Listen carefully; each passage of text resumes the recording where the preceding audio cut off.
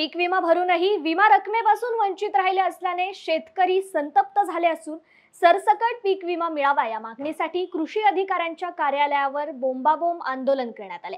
शेवगाव तालुक्याच्या कृषी अधिकारी कार्यालयावर जिल्हा परिषद सदस्या हर्षदा काकडे यांच्या नेतृत्वाखाली शेतकऱ्यांनी भर पावसात बोंबाबोंब आंदोलनामध्ये सहभागी होऊन लोकप्रतिनिधी आणि शासनावर रोष व्यक्त केला।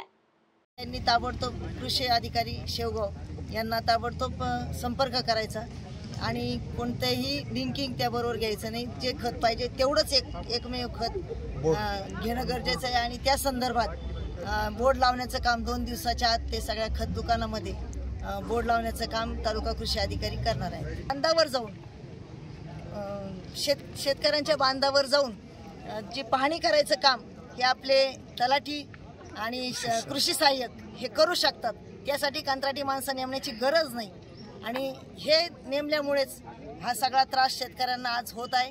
त्यामुळेच आपल्याला पीक विमा सुद्धा कमी बसलेला आहे आणि यामध्ये लोकप्रतिनिधीचं सगळ्यात मोठं अपयश आहे की त्यांनी ज्या तालुक्यामधून ज्या मतदारसंघातनं त्या निवडून गेल्या शेवगाव आणि पाथर्डी मतदारसंघातनं, तर पाथर्डीला वेगळा नाही आणि शेवगाव तालुक्याला वेगळा नाही। हा अन्याय त्यांनी शेवगाव तालुक्यावर केलेला आहे। त्यामुळे या सगळ्या घटनेला जबाबदार लोकप्रतिनिधीच आहेत, आमदारच आहेत।